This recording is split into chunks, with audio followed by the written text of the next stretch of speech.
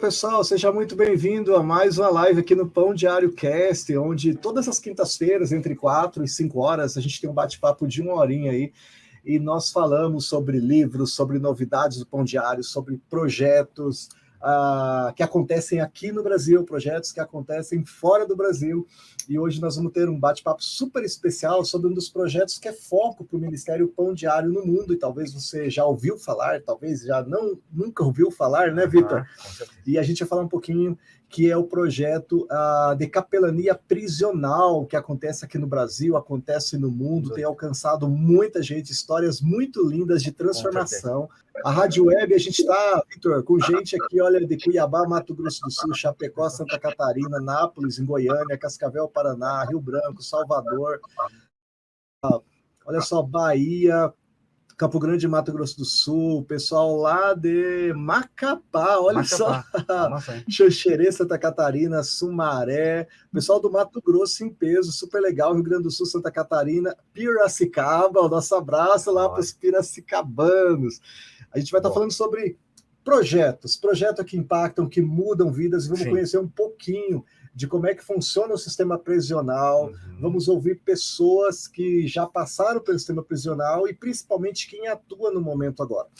E para esse bate-papo eu tenho aqui na minha frente o Vitor. O Vitor, vocês vão ver um acentozinho diferente nele, e vocês até o final da live vão adivinhar de onde ele é, né, Vitor? Tá aqui diferenciado, né?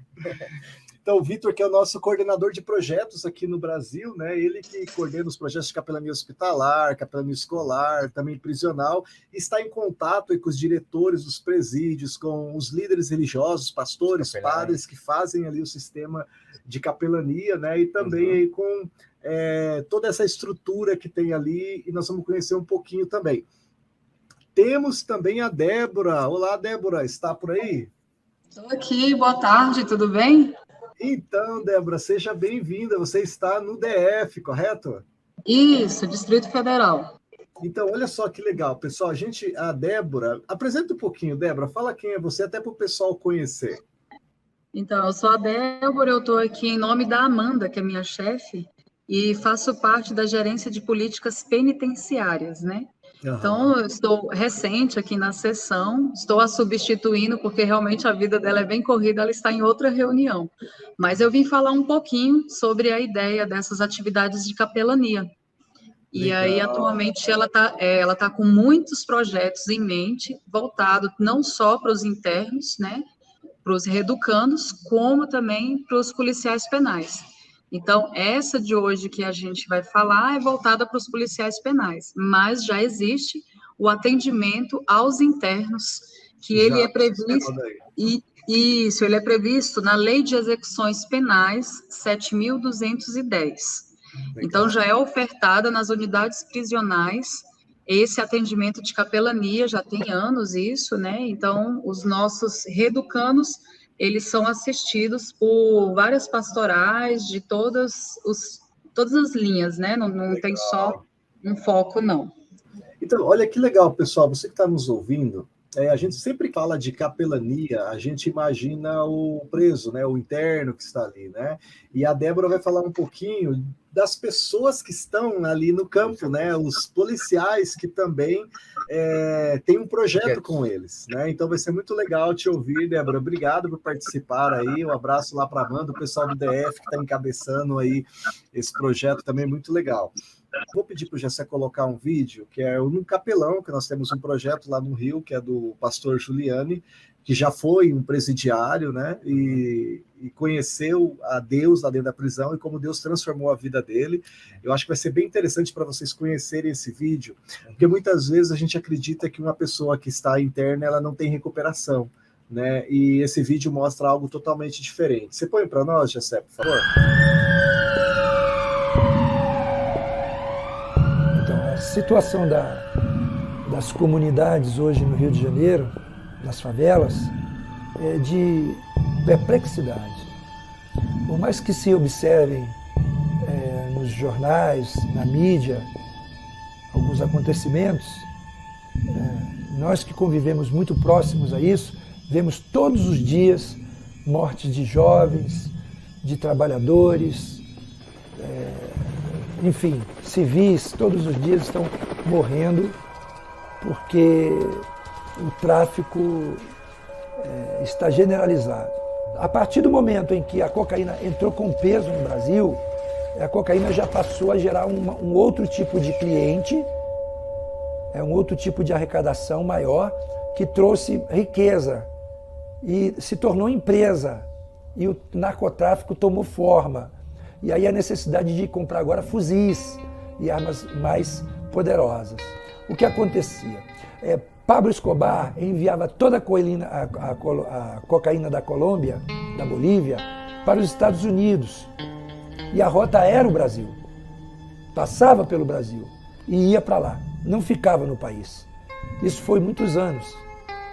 Só que em 82, houve uma grande apreensão de cocaína nessa rota aqui no Brasil. Uma das primeiras apreensões no aeroporto e navios, aqui que a Polícia Federal descobriu que estava sendo feita essa rota há muito tempo e conseguiram prender essa quantidade. Essa quantidade de cocaína foi para os cofres da polícia e elas não foram incineradas. Elas foram retiradas de lá depois do processo e foram jogadas no mercado. O mercado experimentou e recebeu bem. E aí Pablo Escobar descobriu que o Brasil seria um potencial no consumo da cocaína.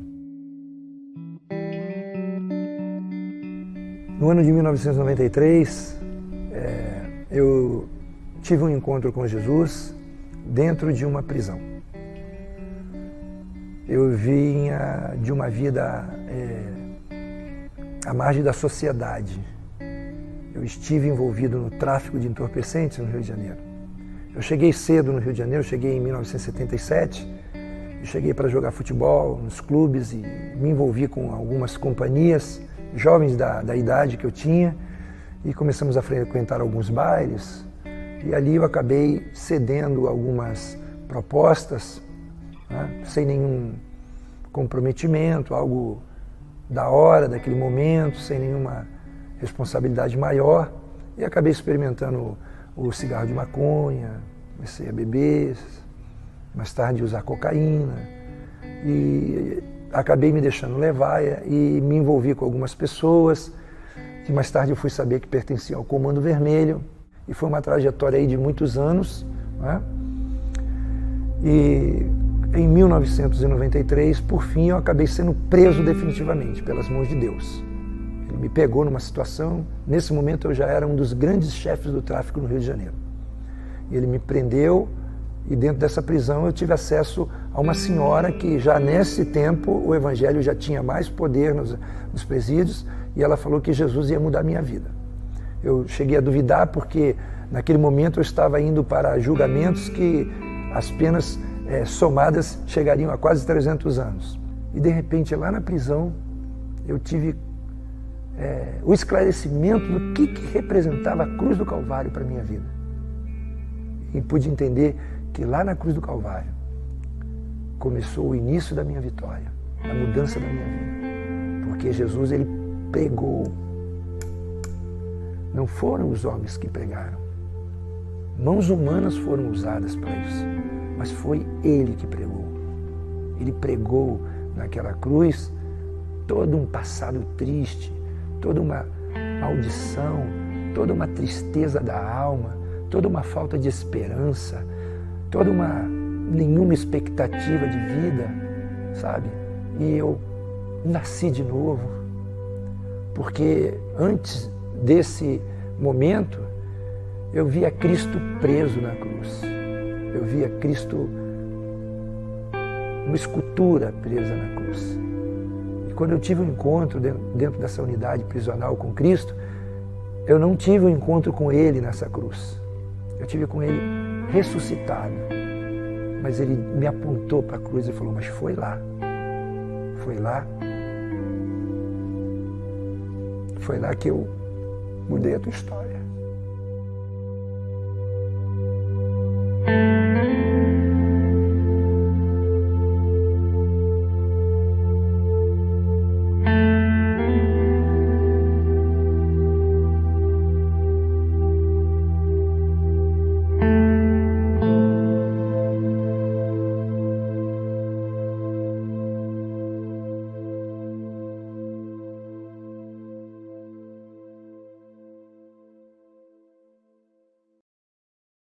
Toda vez que eu vejo esse vídeo, Vitor, assim, me arrepia, sabe? Me tranca a garganta, porque pensar que uma pessoa que ela não tinha propósito nenhum de vida, plano de nenhum de vida, condenada a 300 anos de cadeia, e através de uma senhora, né, que chegou lá dentro do presídio e falou com ele, e ele, né, se rendeu a Jesus, né? Ele entendeu o significado de vida, foi resgatado. Hoje o pastor Juliane, ele trabalha em 5 presídios lá do Rio de Janeiro, tem uma equipe de voluntários de capelania, ele tem uma ala cristã dentro dos presídios, tem tirado muita gente, colocado propósito de vida para essas pessoas, que muitas vezes elas nem foram socializadas, né? A gente, o sistema prisional, a gente às vezes fala ressocializar, mas às vezes nem foram socializadas, né? Nasceram ali. O caso de Juliano, ele foi jogador de futebol, ele conheceu muita coisa, foi companhias erradas e se envolveu e acabou lá, né? Mas Jesus resgatou ele, né? Resgatou ele de uma maneira fenomenal. Testemunho. E é um testemunho lindo. Nós agradecemos a Associated Press, que é a agência internacional que cede as imagens para as redes de TVs, e nos cedeu as imagens para a gente mostrar esse vídeo, né, mostrando algumas imagens deles ali, com a devida autorização deles. Mas para o pessoal que estava no vídeo, que não deu para, que estava na rádio, né, não deu para ver o vídeo, é um vídeo muito bonito, que você pode ir lá depois no YouTube do Pão Diário e ver esse vídeo também, o testemunho do pastor Juliane.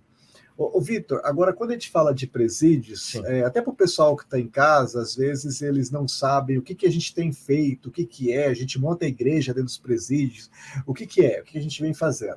Então, pessoal, nós alcançamos no mundo em torno de 800 mil presos. A grande parte é nos Estados Unidos. Só nos Estados Unidos a gente alcança 700 mil presos por ano. Então, dos 2 milhões e 100 mil presos que estão encarcerados no sistema prisional americano, a gente alcança cerca de 700 mil por ano. Então, dentro de todas as prisões dos Estados Unidos, tem edições do Pão Diário, livretos, para que os capelães possam passar nas celas, entregar para eles, e também para aqueles que querem conhecer um pouco mais o sistema de capelania que tem, trabalhar para resgatar a vida deles, né, para mostrar uma nova vida que eles podem ter fora do sistema prisional. Eu gosto muito desse depoimento, e só para vocês terem uma ideia, porque às vezes a gente ouve assim e fala, mas é transformada? A pessoa pode ser realmente transformada? A gente teve uma carta que a gente recebeu agora, há um tempo atrás, que falava de uma mulher que ela foi prega no tráfico de drogas, né? Então ela ficou encarcerada por 8 anos, e durante esses 8 anos, o marido dela, que era traficante, ele se ajuntou com outra mulher, e quando ela saiu, ele já estava com outra. Então ela foi lá e matou esse ex-companheiro dela, e ela pegou 25 anos de cadeia. E durante esse tempo que ela estava nesse segundo período lá dentro, ela conheceu a Cristo, né? Ela entendeu o que Deus tinha para a vida dela, ela conheceu, e ela escreveu uma carta para a gente dizendo, olha, que pena que vocês não chegaram antes.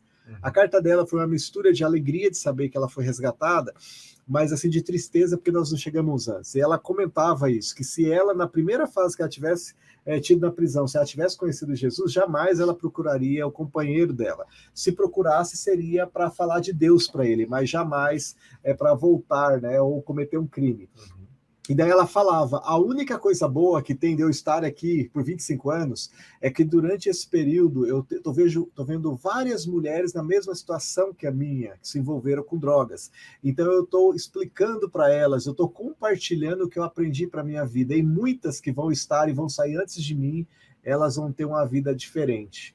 No fundo é testemunhar, né? É um testemunho, né? Que Cristo fez, né? Você estava me mostrando antes um dos livretos, inclusive, que quando a pessoa sai, né? Esse daqui, né? Exatamente. Nós temos mais escolhas e oportunidades perdidas, né? Isso. Que é um dos livros que, quando o prisioneiro sai, a gente entrega para mostrar para ele que quantas oportunidades foram perdidas, que ele não deixe para ter, que perca as novas oportunidades que está tendo para a vida dele, né? Isso. A gente faz um kit, né? Esse a gente faz em São Paulo com nossa parceira, inclusive a gente vai dar um oi para ela, nossa missionária Ângela. Ela faz a trabalho de capelania e ele entrega um kit, um devocional de 90 dias, que é o trimestral nosso, e mais escolhas de oportunidades perdidas, que esse é um projeto que surgiu aquelas pessoas que saem do tempo dentro da cárcere, faz semi-aberto. Então, entregue esse material para eles repensarem, né, dentro dessa capelania que já vem sendo feita dentro do presídio, tem uma nova oportunidade onde Cristo realmente possa mudar o coração e a mente deles. Né? Essas fotos que o Gessé está mostrando na tela, nós estamos mostrando algumas fotos, inclusive a doutora Juliana está ali, foi uma distribuição de bíblias e livretos que foi feito dentro do presídio feminino aqui no Paraná, né? Aqui no Paraná, exatamente. E nós agradecemos a doutora Juliana, que estava conosco, mas está tendo chuvas e trovões ali na região, então não foi possível ela participar, mas nós vamos reagendar, ela já se prontificou a estar aqui com a gente no estúdio, né, e ela poder falar um pouquinho desse trabalho diretamente ligado às mulheres Sim. ali, e como que ela tem tido bons resultados, bons frutos através desse trabalho, juntamente com a comunidade, os líderes que estão indo lá e trabalhando, né, a saúde mental dessas mulheres que estão lá aprisionadas, né. Agora, esse que o Vitor estava falando, nós trabalhamos com cerca de 50 presídios em São Paulo, é isso? Né? Com certeza. Aí no Vale do Paraíba, em São Paulo, a gente já atende uns 40, 50 presídios. O legal desse trabalho é que não somente as pessoas vão, os capelães participam em cultos e estão dentro do presídio. Também tem presídios que eles conseguem escrever cartas. Os prisioneiros escrevem, reeducando, que a gente fala, eles escrevem e pedem o devocional pão diário, pedem estudo, e nós enviamos carta por carta. Essa estratégia nasceu pela pandemia, né? Muitas vezes a gente não conseguiu estar presente no presídio, mas através das cartas, o devocional e a palavra de Deus está chegando. Então, Amém. É uma coisa muito legal. E também, assim, pessoal, olha, então a gente tem esse trabalho aqui no presídio, em torno de 100, aqui no Brasil, em torno de 100 presídios. E como é que é o trabalho? O trabalho, nós do Pão Diário, nós não vamos lá no presídio. Que nem Exato. O Vitor acabou de falar da nossa parceira capelã em São Paulo. Né? A gente tem aqui, depois nós vamos mostrar um vídeo do Hugo, que ele trabalha nos presídios aqui, um capelão voluntário. Né? Então, é uma rede de capelães voluntários que tem o coração gigante, que colocam a vida deles, vão lá. Eles estão capacitados, né? Então eles vão lá para falar com as pessoas para ver se consegue resgatar. E um prisioneiro que é resgatado, que conhece a Jesus, que é transformado, ele deixa de cometer muitos crimes aqui fora, né? E ele constitui família. Depois nós vamos ver o depoimento de um desses, né? A gente já viu aqui o do Juliane, que inclusive hoje é pastor. E depois nós vamos ver do outro, é Márcio, né? Pastor Márcio. Que hoje é pastor, né? E antes, porém, eu gostaria de falar, inclusive, de outro lado, né? Nós tivemos uma situação aqui no Paraná que a gente sempre trabalhou muito com os prisioneiros, né? A gente trabalha no mundo inteiro, os prisioneiros que estão na fila para serem mortos, né? Que pena de morte na Rússia, na Ásia, em diversos lugares, porque lá tráfico de drogas é pena de morte, então nós temos um trabalho lá com eles.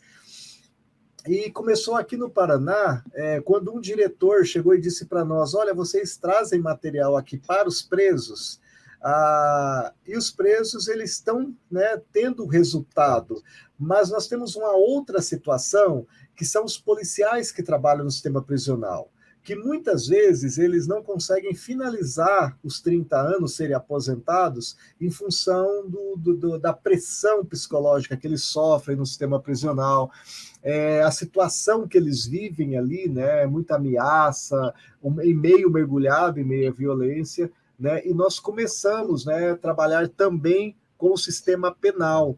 E hoje a gente vai falar de uma novidade maravilhosa aqui, né? Que isso daí ele está tomando uma extensão até maior, aquele projeto em parceria com o Ministério da Justiça, que o Pão Diário assinou, né? Até o nosso abraço lá para o Cid Clay, do Provida, lá do Senasp, né? Amanda também.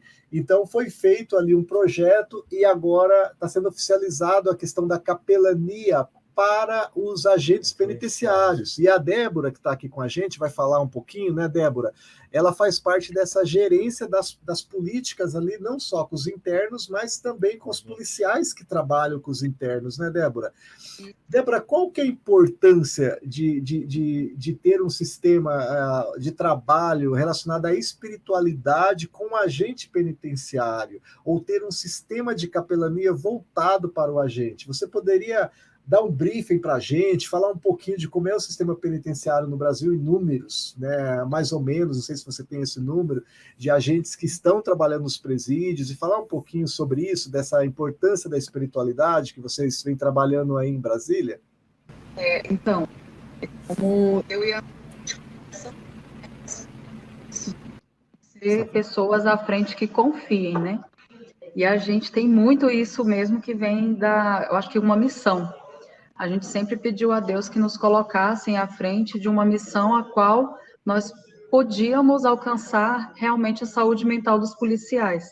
A gente tem, em média, acho que 2.000 e pouco sendo distribuídos tanto no administrativo quanto nos presídios, e dentro do presídio nós temos uma média de 16 mil internos. Então, assim, isso. 2.000 aí no DF, ou só em Brasília? 2.000 agentes? Só aqui mesmo em Brasília, o policial penal estadual, né? Porque o DEPEN é federal e nós somos os policiais penais do Distrito Federal, estaduais. Então, aí a gente tem essa ideia, ela começou agora, né, com essa visão da qualidade de vida e valorização profissional dos policiais penais. Então, é realmente para que busque, de forma de chamamento por um edital, que tenhamos capelões voluntários. Porque, como eu havia falado no início, já tem o pessoal que faz isso com os internos. E realmente, como vocês colocaram muito bem, a gente tem um retorno muito bom. Inclusive, quando não tem a entrada dos capelões, os próprios internos fazem seus momentos de oração no banho de sol. Então, vira e mexe, a gente vê que eles mesmos já se motivam, alguns já se sentem tocados a se tornarem pastores. Então, com relação ao policial penal, a gente não quer deixar também de lado, porque a gente vê que é uma categoria que, aos poucos, vai adoecendo, né? Porque é uma demanda muito alta, pouco profissional, um quantitativo baixo para uma demanda grande. Então, é necessário que a gente não esqueça, porque realmente a gente vê muita baixa, muito atestado, fugas, né, no sentido de, às vezes, começam a ir para a bebedeira. Infelizmente, a gente vê também um diagnóstico de adultério. Então, a gente vê que se não tiver um foco para a saúde mental, a gente não sabe, até aposentar, como que esses policiais vão estar. Então, esse trabalho que a Amanda almeja, realmente eu acho assim lindo, e quando ela me convidou para participar com ela, eu fiquei muito feliz, porque a gente sonha junto isso, né, de poder ser aplicado ao maior número possível de policiais. E aí a gente está torcendo que dê certo, porque realmente a gente tem um apoio do DEPEN, do Ministério Público, a VEP, então a gente está com órgãos que também estão por nós, então a gente não se sente sozinho. E isso é muito legal para o pessoal que está nos ouvindo, que tem o coração em ministérios, em projetos, mas muitas vezes até tem vontade de visitar um presídio, de fazer algo, mas a gente não está preparado, né? Então, você tem que estar preparado, porque às vezes você quer fazer a capelania, e você chega lá, um preso pede um dinheiro, você dá, aí o outro já sabe, e daí cria uma situação e você acaba prejudicando o trabalho sério que é feito de capelania, porque apesar de ser uma capelania voluntária, porque não tem uma capelania com os presos e nem a capelania com os agentes penais, ela é voluntária, não existe institucional. Agora está começando em Brasília, né? A Amanda, junto ali com o grupo do Ministério da Justiça, escreveram um projeto que, não sei se foi aprovado já, né, Débora, ou ainda não, mas vai instituir a capelania. Isso vai ajudar na saúde mental ali do policial penal, né? Porque ele tem o quantitativo de psicólogos, né? Ele tem o cuidado do plano de saúde, mas a área espiritual dele é essencial, né? É essencial trabalhar, mesmo porque esse policial penal ele tem família, ele tem filhos, né? E ele está imerso ali numa situação que muitas vezes de extrema violência, como disse ali a Débora, de às vezes até perseguição mental, né? Uma pressão muito grande. Então, é muito interessante isso que está se desenvolvendo no Brasil, de você ter uma capelania com os prisioneiros e uma capelania também com os policiais penais. Débora, já foi aprovado, já saiu no edital ou está ainda em processo? Então, até o ponto em que a Amanda me passou, eu sei que eu acho que foi aprovado, porque os nossos processos já entraram em tramitação, né? Então, como ela falou que vai ter esse chamamento público via edital, então eu creio que já está tudo ok. Só é realmente começar agora a ter essa publicação, esse chamamento, para começar a ter o pessoal que possa estar à frente disso, nos auxiliando. Legal. O Vitor, agora, além desse, você mostrou aqui para nós esse livro Mais Escolhas e Oportunidades Perdidas, esse aqui é o que a gente doa para os capelães, né? Os capelães fazem o trabalho lá. A gente tem a edição do Pão Diário, e é muito legal que a gente teve presos que, depois que saíram, veio nos visitar, e muitas vezes a gente recebe o livrinho, né? E a gente lê a mensagem muito rápido, e ele comentou para a gente que ele recebia o livrinho ele vem, que nem essa amostra que eu tenho aqui, tem 90 mensagens, né? Sim. E ele recebe depois a edição também, tipo, abril, maio, junho, né? Então chegava, e às vezes, como ele está na ala evangélica ali, ele, em 2 semanas, ele lia, e daí ele voltava a ler, e eles decoravam as meditações, né? Porque uma das coisas que, às vezes, as pessoas não sabem, eu não sei como é que funciona, Débora, de repente você até pode falar um pouquinho depois para a gente, falando do preso, aqui no Paraná, se um preso está envolvido, né, em situações de tráfico, violência, ele chega para o comando e diz, olha, eu quero cuidar da minha esposa, da minha mãe, eu não quero mais cometer crime. Daí o Tribunal do Crime, como eles têm, liberam ele e ele passa para a ala evangélica. Na ala evangélica, ele tem uma situação bem diferente lá, né? Eles têm acesso a conteúdo ali devocional, Bíblia, visita dos capelães, né, com mais frequência. E o próprio Tribunal do Crime, né, diz para ele, você não pode mais cometer crime, porque se você cometer crime fora da facção, você vai ser morto. Então, assim, é uma ala separada, né? E esse preso que está lá, ele está com outros presos também que já conheceu a Cristo, né? Então, eles estão no processo realmente de tratamento. Por isso que é bem importante esse processo, porque eu acho que se a igreja aqui de fora descobrisse que essa igreja lá de dentro está fazendo um trabalho, poderia se trabalhar muito mais, se alcançar mais pessoas, né? Porque quando a gente manda o material, a gente não manda. Aqui no Brasil, nós já alcançamos 50 mil dos 630 mil presos, mais ou menos, que tem no sistema carcerário, aqueles que estão, né, nos presídios. Mas nós não damos para todos, porque eles podem usar para outras coisas, né? Que vocês sabem o que às vezes acontece, né? Nós damos para aqueles que pedem, aqueles que têm interesse, falam para o capelão, olha, eu gostaria de conhecer um pouco mais, né? Ou tem muitos que já foram, inclusive, católicos ou evangélicos, que estão no crime, e quando estão lá, eles tentam voltar, às vezes, para Deus, é isso, né? Isso, por isso que é importante o trabalho do Pão Diário, porque ele não vai até o presídio, né? Ele tem os capelães responsáveis, os quais visitam, e eles solicitam para nós as quantidades, o material, a pessoa que eles estão alcançando. Então, é um trabalho realmente de cooperação. Nós somos parceiros ministeriais, onde nós distribuímos o material através de alguém, através do capelão, que ele faz o trabalho, ele reconhece a necessidade, passa para nós necessidades, e nós distribuímos o material. No projeto de Mais Escola, nós temos também outros devocionais, outros livrinhos, como Deus tem um plano, se quer mostrar para mulheres, né? Isso. Um Momento de Esperança também são devocionais. Confiando em Deus quando a vida não é justa. Deus tem um plano. Deus tem um plano. Ele vem ali no meio mesmo para alcançar. Eu sei descobrindo a palavra, ele vai tratar, são 4 capítulos bem destacados, onde ele vai falar sobre circunstâncias que o preso, reeducado, está vivendo, está vivenciando. Então, assim, são 4 experiências bem marcadas, em qual ele pode realmente entender e ter um encontro com a palavra de Deus. Um Momento de Esperança, também outro devocional que foi surgindo, conforme a necessidade de todos esses devocionais e todos esses livrinhos, conforme o capelão, o pastor que faz o trabalho, vai apresentando para o Ministério Pão Diário. Isso é muito legal, porque a gente faz um trabalho, ele faz um devocional personalizado com a necessidade que estão surgindo. Né? Esse daqui, ó, um momento de esperança, encorajamento para quem está encarcerado.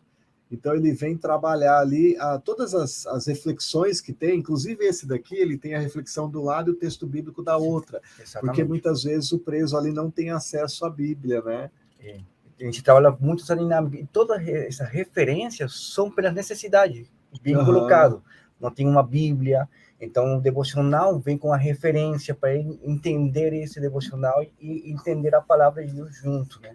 Uma coisa muito interessante é também pensar que você falou do guarda penitenciário, é que eles também, é um trabalho, mas eles também passam horas em uma forma de ser encarcerados, né, Débora? também. Durante aquele período de 8 horas, eles estão ali encarcerados juntos, Exatamente, né? Eles convivem e vivem essa experiência juntos. Então, o trabalho é muito forte, tem que ser muito forte, muito bem colocado, porque eles também vivenciam isso dentro do presídio, né? Ô, Débora, falando hoje sobre o trabalho que vocês começaram aí com os policiais, agora o outro lado, né? A gente está tentando levar essa conversa mostrando os dois lados, porque o Pão Diário ele trabalha no mundo ali com cerca de 800 mil presos. A gente investe por ano $1 milhão, praticamente 6 milhões de reais, nesse projeto que alcança 800 mil pessoas. Poderia alcançar muito mais, porque a gente tem mais de, ali só Estados Unidos, 2 milhões de presos, o Brasil mais de 700 mil, né? Então é uma pequena porção, mas uma luta ali mesmo, né, contra as potestades que estão invadindo, que estão a mente das pessoas, né, para tentar mudar essa maneira de pensar, né, que os planos de Deus são maravilhosos para cada pessoa, são planos de coisas boas, de fazer o bem, mas infelizmente em algum momento algumas das pessoas se desviam, né, e esse desvio que eles fazem prejudica muito a vida de outros, né, e eles têm que pagar a pena deles, né, por aquilo que eles fizeram, de acordo com o que estava fora da lei. E nesse processo do país, você acaba envolvendo um monte de coisas. A Débora sinalizou no início ali, que só lá no DF, ali em Brasília, né, no Distrito Federal, são 2 mil agentes penitenciários que cuidam de 16 mil presos, né, isso. E os desafios são gigantescos, alguns, né, crimes bárbaros, né, crimes contra a criança, contra a mulher, né, e Débora, assim, para o pessoal que nunca conversou com um policial penal, né, a gente tem essa oportunidade de falar com você.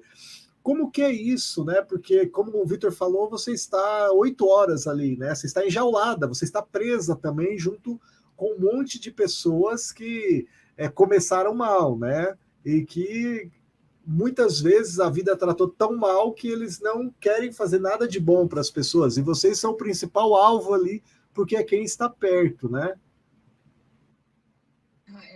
Aí reformula só a pergunta, o que mesmo que você... Como que é para vocês, enquanto policiais penais, estarem enjaulados? Vocês trabalham 8 horas também diárias? Ou é um processo de trabalhador? 36?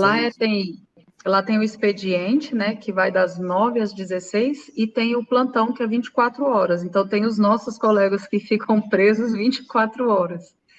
Então, assim, eu só trabalhei de sistema de plantão no presídio feminino. E eu acho que, como eu sempre tive essa visão humana, né, de olhar a presa não como uma criminosa, mas sim como uma pessoa que está precisando de um olhar diferente e tudo mais, então o meu relacionamento no presídio foi bem tranquilo com as presas. Mas antes de estarmos dentro do presídio é exatamente isso, né? Temos que estar bem com a gente mesmo, porque senão vai ser uma troca de energia ali do preso e o colega adoecido. Imagina essa soma dessa energia, o que vira, né? Mas em todos os lugares temos de tudo. Então, temos colegas excelentes, com muita excelência no lado profissional, mas, como em todo lugar, temos, sim, pessoas que já entram adoecidas. Então, o sistema em si já é pesado, né? Como você falou, tem pessoas com todos os tipos de crimes e algumas pessoas com resistência à obediência. Então, fica realmente essa luta ali, né, do agente realmente buscar procedimentos, conhecimentos, e aqueles que já são mais espiritualizados têm essa visão, sim, de ressocialização e buscam ver o que eles podem acrescentar ali na vida do interno, porque a gente não pode criar um vínculo de intimidade, mas a gente pode, sim, fazer o diferencial com o tratamento, né? Então, a gente tem excelentes profissionais dentro da cadeia que têm essa visão e busca isso. Nossa, que bom. Eu fico muito feliz até quando a gente esteve em Brasília falando com a Amanda, o Gisleno, o pessoal do Ministério da Justiça com essa iniciativa, porque a partir desse projeto sendo implantado em Brasília, a gente vai ter ali uma jurisprudência, né, para levar para todo o Brasil, porque dentro ali já existe a capelania dentro da polícia, dentro dos bombeiros, e muitos estados já tem, inclusive institucional, né, ainda que poucos capelães, a maioria hoje são capelães voluntários, mas no sistema penal, como eles estão lá, né, no sistema fechado, ter esse trabalho ali vai ser de fundamental importância, né? Principalmente alcançar eles no sentido que o capelão, ele funciona ali como um conselheiro, funciona também como falando de propósito de vida, porque eu não conseguiria assim, trabalhar no sistema penal e depois você volta para casa, tem sua esposa, seu filho, você passou o dia inteiro tenso ali, né? Muitas vezes o preso sabe o nome do seu filho, o nome da sua esposa, onde ele... E já chega falando, né? Olha, e aí, Vitor, né? Como é que tá a Luana, sua esposa? Tá bem lá no emprego dela? Teu filho no colégio tal? É um nível de pressão muito grande, né? E o policial ele está imerso naquilo o dia inteiro tenso, né? Nós precisamos orar muito, né? Porque são pessoas que estão ali para tentar socializar aqueles presos, ressocializar, mas muitas vezes nem foram socializados, né? Eles nasceram vendo a violência, então para eles é normal a violência, então você tem uma situação bem pesada ali, né? Nós temos um outro vídeo de um capelão, Débora e Vitor, que eu vou colocar aqui, que é do Hugo, né? Depois você fala um pouquinho quem que é o Hugo, que é um pastor argentino. Ele é argentino, né? Uruguaio. Ele é uruguaio, mas já está há 35 anos aqui no Brasil, e ele trabalha com a gente aqui em 7 presídios? Em 11 presídios. 11 presídios aqui do Paraná, incluindo de segurança máxima, ou aquele ele não vai? PP1, PP2, todos esses. Todos eles. Vamos ouvir um pouquinho o vídeo ali de como foi esse início ali do pastor Hugo, né? E como que ele trabalha ali dentro do sistema prisional, como o sistema prisional acolheu ele ali para trabalhar com os presos encarcerados. Um sábado à noite, desesperado, angustiado, eu me lembrei o que os crentes falavam. Os crentes falavam para mim, na época de Buenos Aires, aqui no Brasil, que Deus poderia mudar minha vida, que Deus poderia tirar minha tristeza, minha angústia, me dar paz interior e criar em mim perspectiva de futuro. E naquela noite, sábado, que isso mais, novembro, um sábado à noite, eu em lágrimas falei assim para dentro de mim: se é verdade o que os crentes dizem, que Deus transforma e muda, coloca paz, coloca alegria, então eu quero que Ele faça essa obra na minha vida. E eu comecei depois a frequentar a igreja da minha sogra. Já naquela noite, quando eu retornei, já parece que saiu aquela tonelada que parece que eu carregava, aquele peso que eu carregava. Comecei a sentir paz, e comecei também a sentir aquela motivação para aprender um pouco mais das coisas de Deus. E nós estamos exercendo o Ministério de Capelania Prisional. Uma paixão, algo além de uma vida ministerial, algo que nós levamos no nosso DNA. São 15 unidades, 15.000 internos, um trabalho diversificado. Agora, nessa época, estamos com um pouco de restrições, as unidades penais do Brasil. Nós temos visto resultados extremamente positivos. E essa transformação, essa mudança que requer na vida de uma pessoa que está no crime, porque apesar de nós ter ouvido inúmeras vezes a pessoa fala: não, pastor, eu sou da certa facção criminosa, não, pastor, eu sou de uma quadrilha. No fundo, quando a gente vai entrando em contato, vai na intimidade da pessoa, nós vemos que aquela pessoa quer mudar de vida. Então nós sentimos e vemos como que é importante o apoio de um conjunto de questões para a pessoa sair desse mundo do crime. O interno ele precisa de um material que o acompanhe no dia a dia, a Bíblia e o material devocional. E aí também o pão diário, ele cumpre uma função extremamente importante. Talvez o Ministério Pão Diário não tem como enviar um funcionário para fazer o trabalho ali dentro, mas enviando o material já está cumprindo um papel extremamente importante. E podemos dizer com certeza que sistema prisional, estrutura prisional não muda a vida da pessoa. O que muda é a palavra de Deus, o que muda é o Senhor. O pastor Hugo trabalha com a gente ali como voluntário ali do presídio e pegando material da gente aqui já há uns 8, 10 anos, né? 8, 10 anos já trabalhando conosco. Ele é um dos pastores assim, de capelania que tem um trabalho muito especial. Eu acompanhei ele várias vezes no presídio, né? Ele mora 2 horas e meia. Ele vai de ônibus até o presídio. Tem uma ocasião que eu fui para pequenos infratores e nos marcamos 2 horas da tarde. E ele estava na colônia agrícola, penitenciário, e ele me esperou de meio-dia, sem almoço, até as 2 horas da tarde, sentado no ponto de ônibus, porque ele falou assim, não adianta voltar para casa. Então, Victor, eu te espero 2 horas para poder entrar juntos em se reeducando, né? Então, assim, ele faz um trabalho muito especial. Ele é muito respeitado, a capelania que ele faz, e marcou muito minha vida. Realmente, o trabalho que ele faz voluntário, ele tem uma paixão por isso. Ele caminha até 2 quilômetros para ir de um presídio ao outro, de uma colônia a outra, de PP1 para outro.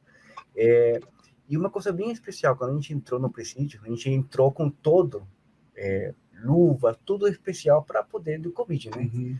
Mas quando ele entrou na ala, onde a gente iria trabalhar, ele estava liberado, mas ele pediu permissão. Pediu permissão pelas pessoas que estavam presas.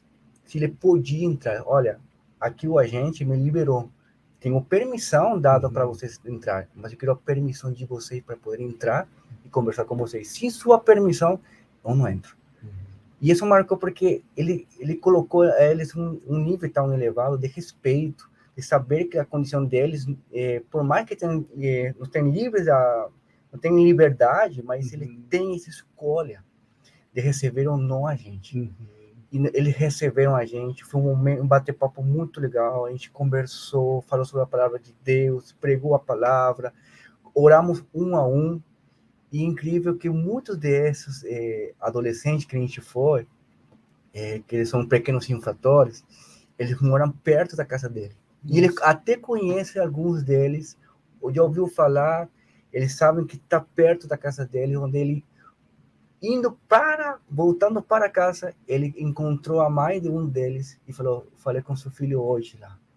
Então, assim, era um trabalho muito especial, ele faz em vários presídios do Paraná, e ele, aqui no Paraná, mas tem vários outros também, que nós temos uma parceria bem grande, que é o pastor Otair também, que a gente faz um trabalho, temos outros capelães também no Brasil inteiro que fazem um trabalho especial. Esse trabalho de capelania com os encarcerados, né, ele tem muito em São Paulo, no Rio, aqui no Paraná, Santa Catarina, Bahia, lá no Nordeste, Bahia, né?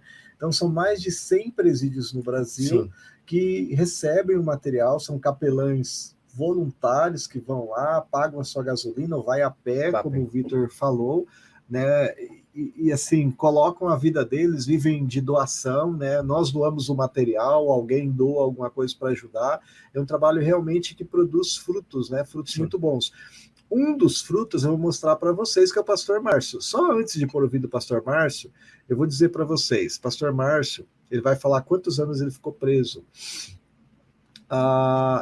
Vamos pôr o vídeo, depois a gente fala e explica um pouquinho quem foi o pastor Márcio, né? Meu nome é Márcio, tenho 47 anos de idade, sou um ex-presidiário e hoje cristão. Cumpri 21 anos de prisão, 2 vezes fiquei 2 anos na prisão, depois fiquei mais 12 anos e por fim 5 anos. Nesses últimos 5 anos que eu fiquei na prisão, eu conheci a Jesus Cristo lá. Eu era viciado em maconha, viciado no cigarro. E uma certa tarde, de dentro da prisão, eu liguei para minha esposa para ela depositar um dinheiro que eu tinha pego maconha, cigarro lá dentro.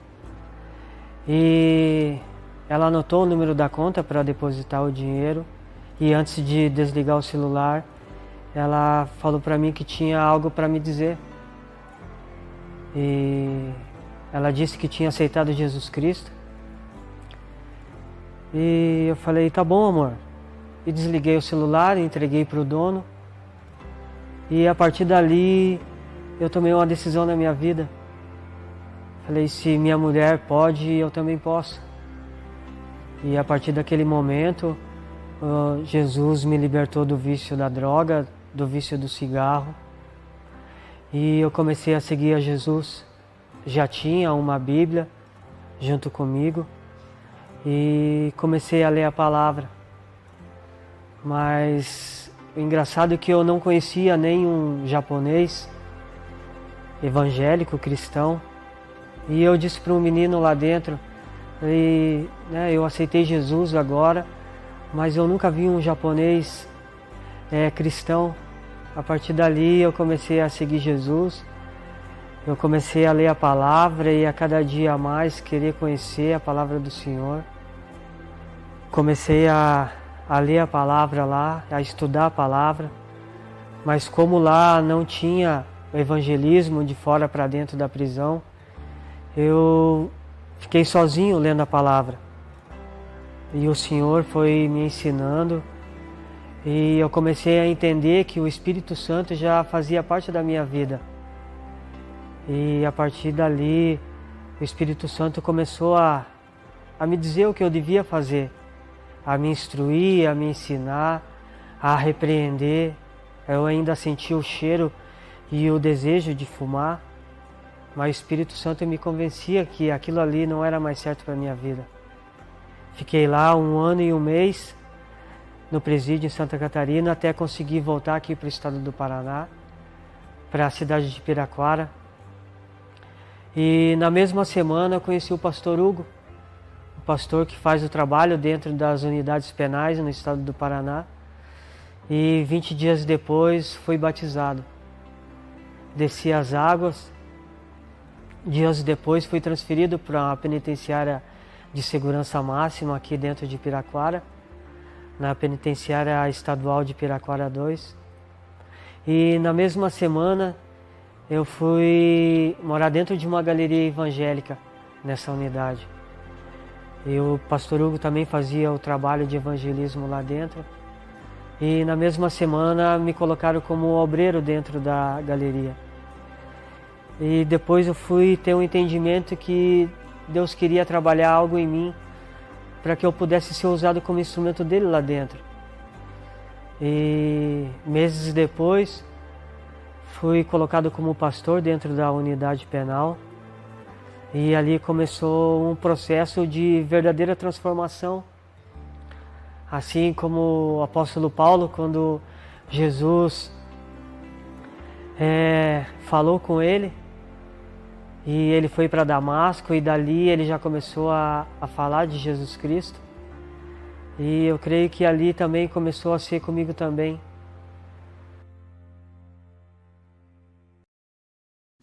Que interessante, né, Vitor? O pastor Márcio ali, né, 26 anos, né, ele tinha uma especialidade muito específica, né, ele explodia caixas eletrônicos, né, cometeu vários assaltos, São Paulo, Santa Catarina, Paraná, foi preso em São Paulo, foi preso em Santa Catarina, preso aqui, passou 26 anos, cumpriu o seu período lá, já está há 5 anos fora que ele cumpriu, mas ele conheceu Jesus lá dentro.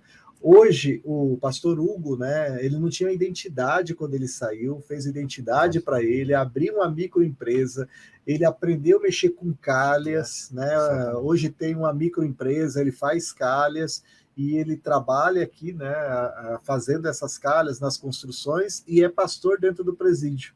Ele vai lá tentar resgatar pessoas de forma voluntária, ele separa dias da semana, vai lá para tentar mostrar para as pessoas que estão lá que eles também têm que sair, que a vida dele mudou, que ele viu um novo modelo de vida, ele estaria morto hoje se ele não tivesse mudado, mas o conhecer a Jesus, o quão importante é, né? Ele foi um dos embaixadores de Cristo e embaixador do Pão Diário, porque ele pegava o material e repartia com carinho. Então, assim, ele é alguém que ajudou muito o pastor Hugo dentro da ala cristã, né? Dentro da unidade, para levar essa palavra de Deus. Ele com alegria recebia e com alegria compartilhava essa palavra de Deus. Então, ele é uma bênção hoje em dia. Continua seu trabalho, microempresa, mas ele continua firme no Senhor, graças a Deus. Hoje eu tenho casado com a esposa, com filhos, né? Uma mudança total. Aí já faz mais de 6 anos que ele saiu, né? Então, assim, muitas pessoas pensam, né? Mas por que a gente precisa ter uma capelania lá com o preso ou com o policial, né? Eles já estão lá, né? O prisioneiro está lá, ele está pagando a pena, mas ele vai estar lá durante um bom período. É um momento que ele tem tempo para ler, é um momento que ele tem tempo para conversar, ter acesso a um líder, alguém que talvez ele não teve em toda a vida dele, né? A gente recebe muitas fotos e a gente não publica, né, para não publicar o rosto do preso, nada disso, né? Mas eles mandam para a gente, inclusive batismo, né? Algumas igrejas, Assembleia de Deus, batistas, tem um projeto lindo lá dentro que leva a piscina, batiza. Outras igrejas pegam o preso ali, depois que ele se converteu, que ele está realmente interessado, já dão um curso para ele ali, já nomeia ele como pastor dos presos, porque ele tem que ter uma doutrina, algo muito rígido, né? Então, assim, a gente tem experimentado ali muita gente, muita transformação ali dentro, né, Vitor? Com certeza, é um trabalho muito especial, a gente não consegue imaginar, e com essa live a gente quer realmente que eles entendam a importância desse trabalho em todas as áreas, né? Tanto como o agente penitenciário, como que está dentro, e o capelão, e que não precisamos levar a palavra de Deus através do libreto, através da palavra de Deus, com o devocional, que possamos alcançar essas 3 pontas, né? É porque, assim, o sistema ali, né, a pessoa, ela pode repensar, mas se ela não tiver uma experiência diferente, né, é muito complicado, né, Débora? Você que tem o acesso ali dentro, né, você está com pessoas que cometeram crime com outras pessoas, né? O sistema, vocês têm um grande desafio de trabalhar com esses presos, né? E vocês, inclusive, sempre abriram as portas para o projeto de capelania, porque vocês também já têm visto fruto melhor ali dos prisioneiros que conhecem a Jesus, né? Isso? Você experimenta isso lá na ponta?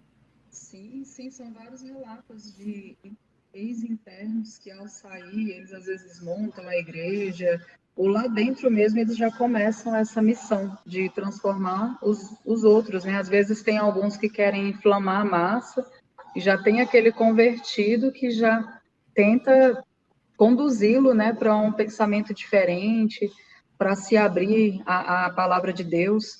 Então, eu vejo de uma forma muito positiva, porque nós, como cristãos, a gente tem uma visão que não é só o material, né? A gente vê além, porque a gente enxerga aquilo que Deus traz na Bíblia, né? Que com oração, persistência, e a gente confiando e levando a palavra, a gente sabe que pode, porque por mais que algumas pessoas desacreditem, porque muitas vezes até a sociedade aqui fora fala, não tem mais jeito, só que a gente tem testemunhos e aí a gente de novo vai para a palavra, né? Quando Deus foi atrás de uma única ovelha perdida e consegue a conversão daquela única pessoa, você já está fazendo uma diferença na vida de uma pessoa, e a gente tem certeza que essa uma pessoa pode começar a distribuir esse amor às demais, né? Então, por isso que a gente não perde a fé. Amém. Ô, Débora, eu estou muito feliz com esse projeto que está começando aí em Brasília, projeto de espiritualidade também, com os agentes penitenciários. Eu sei que é algo que Deus colocou, né? Tem colocado pessoas como você, como a Amanda, Gisleno, o Sid Clay, pessoas que estão muito envolvidas, né, e querem transformar o mundo, porque nós somos colocados para isso, né? Nós somos colocados aqui para gozar da presença de Jesus, desfrutar, mas também para fazer o nosso trabalho de mudar o mundo e mudar para melhor. Amém. né? A gente precisa mudar todas as áreas. A gente sempre tem falado aqui, uma vez por mês, todos os meses a gente escolhe um projeto para bater um papo com o leitor do Pão Diário, né? O mês que vem, inclusive, a gente vai falar do projeto de capelania escolar, onde a gente alcança aí mais de 300 escolas, mais de 200 mil alunos, e hoje a gente falando aqui do sistema prisional, né? Que a transformação, que a leitura da Bíblia, um voluntário indo lá, a distribuição de um livro que vai ajudar, porque muitas vezes o preso ele pega a Bíblia, ele começa a ler do início, ele não entende números, Gênesis, Êxodo, é muito pesado para ele, mas o devocional já com pessoas, né, que são preparadas para isso, direcionado para a libertação, para o perdão, né, para que eles conheçam o outro lado, chega e rasga. A palavra de Deus ela é assim, quando ela chega, ela divide a alma, né? Então a pessoa conhece, tem essa experiência, e é muito importante que depois que tem essa experiência, que lá dentro mesmo já começa esse processo de transformação dele, já, como diz o pastor Márcio ali, né, que era viciado em maconha, cocaína, tinha dívidas lá dentro, e pensa no desafio ali, né, do agente carcerário, né, que tem que descobrir isso o tempo inteiro, pegar como que entra isso, uma loucura. Então, o próprio preso já dizendo, não, né, eu quero algo diferente, né, e muda tudo. Então, assim, o que eu queria pedir para você que está nos ouvindo, você que participou com a gente, ore por esse projeto de capelania prisional. A gente está durante todo o mês de fevereiro, lá no site do pãodiario.org, colocando vários depoimentos, colocando vídeos, colocando projetos para que você conheça, né? Muitas vezes a gente não estava divulgando muito, porque dá a impressão que a gente está divulgando porque a gente quer dinheiro, alguma coisa. Não, gente. A gente estamos divulgando, claro, a gente alcança 50 mil presos por ano. Se a gente recebesse algum recurso para alcançar 100 mil, seria 100 mil, porque hoje nós temos abertura para distribuir. A dificuldade, claro, é sempre financeira, mas nós queremos que você ore, que ore pelos policiais do sistema penal, né? Pega o teu estado, ali você sabe que tem um sistema penal, os presídios de segurança máxima, porque se um agente que está ali, né, ele está tendo esse relacionamento diário com Deus e começa a compartilhar também, ele vai produzir transformação. Não tem como você falar do que você está cheio e não produzir transformação se são coisas boas, né? Então, lembre de orar, ainda que seja hoje, esse mês de fevereiro, orar para que Jesus, para que o Espírito Santo de Deus esteja visitando. Salmo 104, 30, né, ele diz que o Espírito de Deus passa e tudo é transformado, né, que quando o Espírito de Deus passa, a semente que está podre, ela germina, ele gera vida, que a mulher grávida tem filhos, né, que coisas acontecem, que o Espírito de Deus esteja passando ali, né, esteja visitando o sistema prisional, que transformando vidas de forma que essas pessoas conheçam a Jesus, que quando eles saírem, eles não vão voltar a cometer crimes, né, porque eles já foram transformados. Né? Nós não cometemos crimes porque nós fomos transformados, nós sabemos que nós somos testemunhas, que nós fazemos o bem, mas muitos ainda não sabem e precisam ser alcançados, né, Vitor? Com certeza, o trabalho é uma forma de nos falarmos a quanto é maravilhosa a palavra de Deus, ele é transformadora. Um novo começo, sabe? O preso está ali, o reeducado está ali, e ele precisa do novo começo, precisa do perdão, precisa realmente entender que no mundo tem pessoas que podem mudar a humanidade, que podem mudar isso, e que a palavra de Deus nos dá esse caminho. E realmente a palavra de Deus vem transformar os rostos secos, ele traz vida onde não tinha vida, e fez como o pastor Márcio, como fez com o pastor Hugo, que o Hugo também é um fruto pastor Juliane, pastor né, Juliane, no final. Nós temos a Ângela, o Tair, o pastor Marcelino, entre outros, que trabalham, que foram alcançados, que entenderam de Deus. E também as pessoas que estão ouvindo, que se voluntariar também para esse trabalho, que eles sentem um chamado de Deus de poder realizar um trabalho de capelania, se envolverem nessa área, levar a palavra de Deus na sua cidade, na agente penitenciária dessa cidade, que ele possa se preparar, que ele possa levar essa palavra de Deus, pode contar com a gente também do Pão Diário, montar esse projeto que você tem em mente, que Deus colocou no seu coração para poder estar trabalhando nessa área. realmente muito importante. É porque a gente vê ali o pastor Márcio, ele foi preso em São Paulo, foi preso em Santa Catarina e foi preso aqui no Paraná. Se ele já tivesse, na primeira vez conhecido a Jesus, provavelmente ele não teria cometido outros crimes. Então, assim, uma pessoa alcançada lá, realmente alcançada, transformada, ela deixa de cometer vários crimes lá fora. Né? Além de salvar a vida dela, a gente está fazendo um trabalho de salvar a vida das outras pessoas. Amém. Débora, você gostaria de colocar algo mais? A gente tem o prazer aí de ter um policial, né, penal que está envolvido. Desculpa que a gente até perguntou pouco para você. Você gostaria de deixar um recadinho aqui para o pessoal? Algum pedido, sei lá, para falar para eles? Não, é agradecer, saber, né, que tem pessoas que pensam como a gente. Isso é muito bom, muito lindo tudo que vocês mostraram, porque a gente tem que realmente acreditar, como você falou, não só na ressocialização, como na socialização, e agradecer pela oportunidade de conhecê-los. E não tenho mais nenhuma colocação, realmente pedir oração para que o nosso projeto realmente a gente consiga cumprir a nossa missão, porque eu acho que mais que uma profissão, quando Deus nos coloca num local, ele tem uma missão para a gente, né? E enquanto a gente não cumpre a missão, você fica assim, tentando entender qual é o meu papel aqui no meu trabalho, aqui na Terra. Então, que a gente não quer só passar despercebido, eu até queria, mas não passar sem deixar a minha sementinha, né? Legal. Ô, Débora, muito obrigado por participar com a gente. Meu abraço para a Amanda, né? Ela tinha outro compromisso, não pôde participar hoje com a gente. Isso. Nós vamos continuar orando por vocês. E você que está nos acompanhando na rádio, que está nos acompanhando nas redes sociais, ore por esse projeto. Por quê? Implantando ali no DF, junto com a Débora, com a Amanda, vai ser um projeto piloto ali de capelania prisional com os agentes penitenciários, os policiais. Então, a partir dali, nós vamos conseguir estabelecer isso em São Paulo, Paraná, Bahia, Minas. A semente que vocês estão plantando aí, Débora, é uma semente eterna.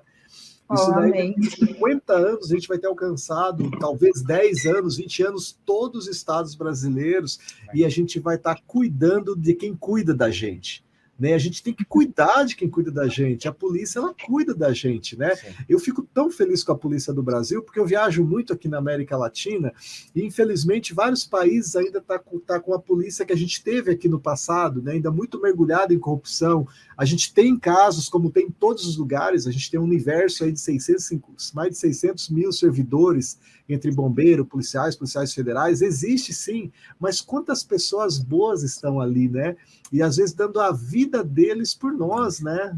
Para combater o crime. Então, gente, lembre de orar pelos policiais, lembre de orar pelos policiais penais, para que Deus esteja dando sabedoria para eles em como educar ou reeducar essas pessoas que estão lá, né? Dando sabedoria e cuidando da vida deles. Débora, muito obrigado, vou estar orando, foi um prazer falar com você, obrigado, Vitor. Você que, de repente, quer conhecer mais sobre projetos, né, Vitor? A gente tem um e-mail chamado brasil@pãodiario.org, você pode escrever para lá, nós vamos responder, de repente você quer saber, teu estado, se tem algum projeto, a gente coloca você em contato com o capelão, de repente você fazer uma visita junto, você vai lá só para ver, você não abre a boca, aprenda, porque é bem complexo, não é tão simples, né? Mas você vai conhecer, de repente você vai poder apoiar um capelão, seja de material, compra de Bíblia, mobilização, ou até se tornando um capelão, né? Para cuidar da delegacia que tem na tua cidade, né, Vitor? Isso, nós temos também o projetos@pãodiario.org, que vem direto para você, que né? vem direto para projetos@pãodiario.org. Esse cai direto para o Vitor, se você tem curiosidade em conhecer capelania prisional, escolar, segurança pública. Evangelismo também. Evangelismo, né, que a gente trabalha muito com indígenas no Brasil, né, com profissionais de saúde, a gente tem trabalho também com médicos, enfermeiros, psicólogos e com as pessoas que estão hospitalizadas, então escreve lá para projetos. Eu vou deixar aqui o vídeo do pastor Juliane, porque muita gente entra no início ali e às vezes não pegou o vídeo, e deixo meu abraço para vocês, até a próxima quinta-feira, mais uma vez, obrigado, Débora, e Jessé, roda o vídeo para a gente encerrar aí, tá bom?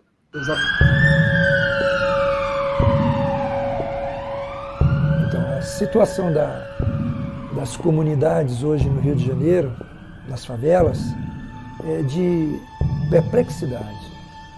Por mais que se observem nos jornais, na mídia, alguns acontecimentos, nós que convivemos muito próximos a isso, vemos todos os dias mortes de jovens, de trabalhadores, enfim, civis, todos os dias estão morrendo porque o tráfico está generalizado. A partir do momento em que a cocaína entrou com peso no Brasil, a cocaína já passou a gerar um outro tipo de cliente, um outro tipo de arrecadação maior, que trouxe riqueza e se tornou empresa. E o narcotráfico tomou forma. E aí a necessidade de comprar agora fuzis e armas mais poderosas. O que acontecia?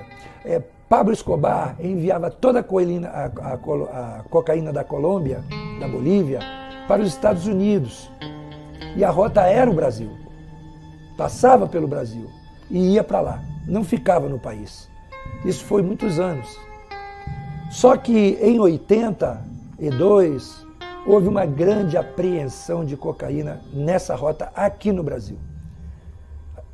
Uma das primeiras apreensões no aeroporto e navios, aqui que a Polícia Federal descobriu que estava sendo feita essa rota há muito tempo e conseguiram prender essa quantidade. Essa quantidade de cocaína foi para os cofres da polícia e elas não foram incineradas. Elas foram retiradas de lá depois do processo e foram jogadas no mercado. O mercado experimentou e recebeu bem. E aí Pablo Escobar descobriu que o Brasil seria um potencial no consumo da cocaína. No ano de 1993, eu tive um encontro com Jesus dentro de uma prisão. Eu vinha de uma vida à margem da sociedade. Eu estive envolvido no tráfico de entorpecentes no Rio de Janeiro. Eu cheguei cedo no Rio de Janeiro, cheguei em 1977. Eu cheguei para jogar futebol nos clubes e me envolvi com algumas companhias, jovens da idade que eu tinha, e começamos a frequentar alguns bailes. E ali eu acabei cedendo algumas propostas, né, sem nenhum comprometimento, algo da hora, daquele momento, sem nenhuma responsabilidade maior, e acabei experimentando o cigarro de maconha, comecei a beber, mais tarde usar cocaína, e acabei me deixando levar e me envolvi com algumas pessoas, que mais tarde eu fui saber que pertenciam ao Comando Vermelho, e foi uma trajetória aí de muitos anos, né? E em 1993, por fim, eu acabei sendo preso definitivamente pelas mãos de Deus. Ele me pegou numa situação, nesse momento eu já era um dos grandes chefes do tráfico no Rio de Janeiro. E ele me prendeu e dentro dessa prisão eu tive acesso a uma senhora que já nesse tempo o evangelho já tinha mais poder nos presídios e ela falou que Jesus ia mudar a minha vida.